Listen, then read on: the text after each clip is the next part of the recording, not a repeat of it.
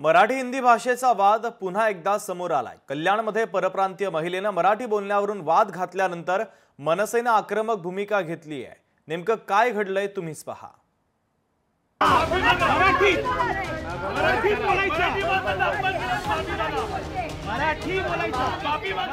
मराठी हिंदी भाषेचा वाद पुन्हा समोर। कल्याणमध्ये परप्रांतीय महिलेची मुजोरी। महिलेकडून मराठी कर्मचाऱ्याशी उद्धट वर्तन। महाराष्ट्रामध्ये हिंदी मराठी भाषेवरून अनेकदा वाद पेटताना समोर येत आहे।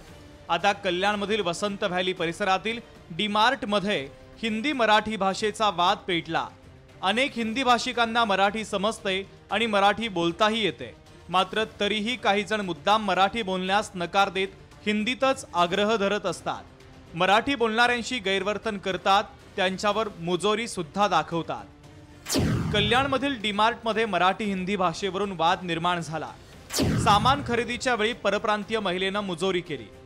महिलेकडून मराठी कर्मचाऱ्यासोबत उद्धट वर्तन करण्यात आलं। माझ्याशी मराठीत नाही हिंदीत बोला, महिलेनं मागणी केली। मला मराठी येते, हिंदीमध्ये बोलणार नाही, कर्मचाऱ्याचं हे ठाम मत होतं। तुम्ही मराठी लोक कचरा आहात, आमच्या जीवावर जगता, आम्ही आहोत म्हणून महाराष्ट्र टिकला, महिलेनं अकांड तांडव केला।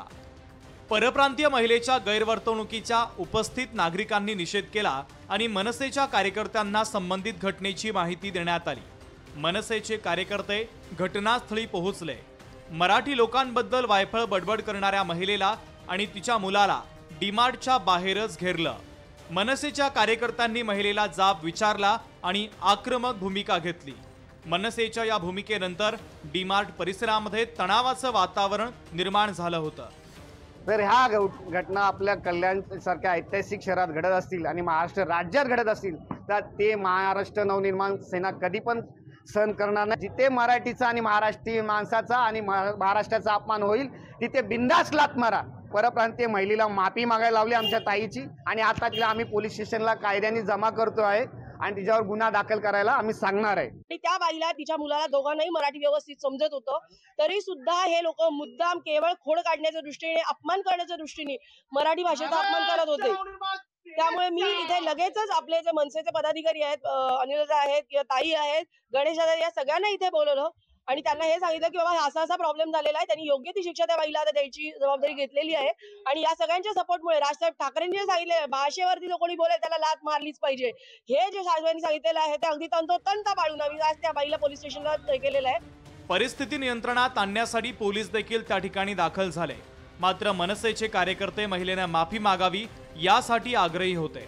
माफी मागितल्यानंतरच बाहेर जाता येईल अशी ठाम भूमिका मनसेच्या कार्यकर्त्यांनी घेतली। अखेर वाढत्या विरोधानंतर महिलेनं सर्वांसमोर हात जोडून माफी मागितली। त्यानंतर मनसेच्या कार्यकर्त्यांनी पोलिसांमध्ये तक्रार न करता माघार घेतली। मात्र या घटनेनं पुन्हा एकदा मराठी भाषेच्या मुद्द्यावरून स्थानिक राजकारण तापण्याची शक्यता निर्माण झाली आहे। गेल्या 5 ते 6 महिन्यापासून हा जो वाद होत आहे, ह्या वादामध्ये चांगलाच मराठी माणूस काही वेळेस हे परप्रांताला चोप देऊन पोलिसांनी देखील गुन्हे दाखल करून याच्यामध्ये काही फरक होताना दिसत नाहीये। याच्यामुळे मराठी माणूस आणि महाराष्ट्र नवनिर्माण सेनेचे कार्यकर्ते हे आक्रमक झालेले दिसून येतात। अशोक कांबळे, लोकशाही, कल्याण। लोकशाही मराठी ऐका, पहा, जागरूक रहा।